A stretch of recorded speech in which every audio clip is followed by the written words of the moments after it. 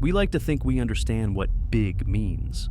We talk about our planet as this vast, unconquerable world, but on a cosmic scale, it's not even a footnote. Imagine for a moment that we could replace our sun with something else.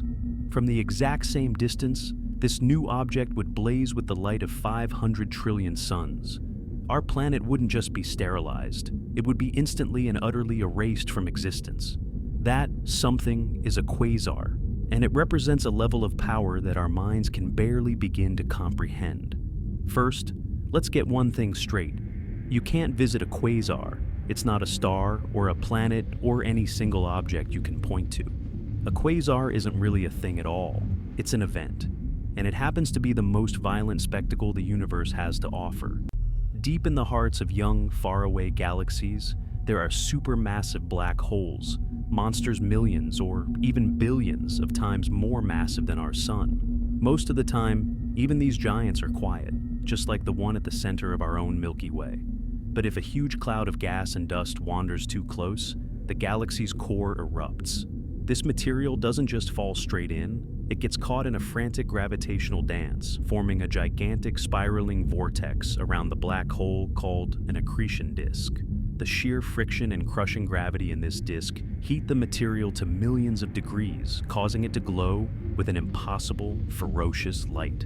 That blindingly bright, chaotic storm is the quasar. Let's try to build this picture from the ground up.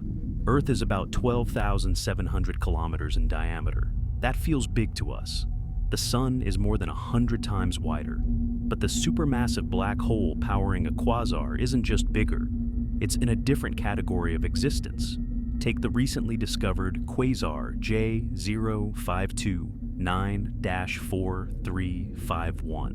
It's powered by a black hole that weighs in at 17 billion times the mass of our sun. And it's hungry. Every single day, it swallows the equivalent of one of our suns. That feeding frenzy fuels an accretion disk that is a staggering 7 light-years across. To put that in perspective, our entire solar system, out to Neptune's orbit, is only about a light day across.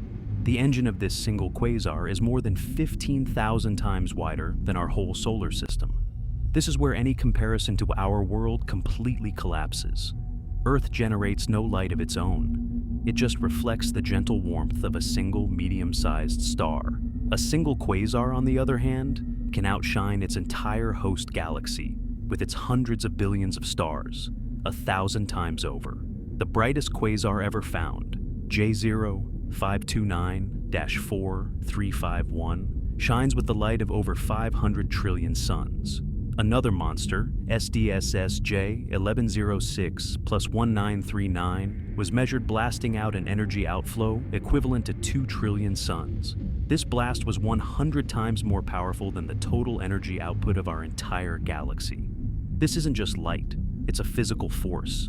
These quasar winds are so powerful they can throw hundreds of suns worth of material out of the galaxy every year, fundamentally shaping how that galaxy grows and evolves. If trying to wrap your head around these numbers feels like a superpower, you're in the right place. Subscribe for more cosmic context that pushes the limits of what we think is possible.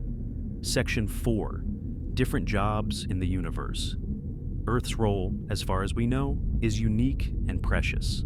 It's a stable, life-bearing refuge, tucked away in a quiet corner of our galaxy. Its importance is biological. A quasar's role is cosmological. These objects are galactic regulators. They are not gentle. Their intense radiation and particle jets can blow all the star-forming gas right out of a galaxy, effectively shutting down star birth for eons. Or, their shockwaves can trigger massive bursts of new stars. They represent a phase of violent, cosmic youth that most large galaxies, including our own, probably went through billions of years ago. The fact that we only see them billions of light years away means we're looking back in time to an earlier, more chaotic era of the universe. So, is Earth a grain of sand next to a quasar? Honestly, that's an insult to the grain of sand.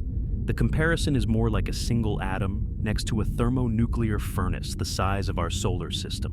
Quasars are temporary, they blaze for millions of years, and then, once the nearby fuel runs out, they fade, leaving behind a dormant black hole and a much calmer galaxy.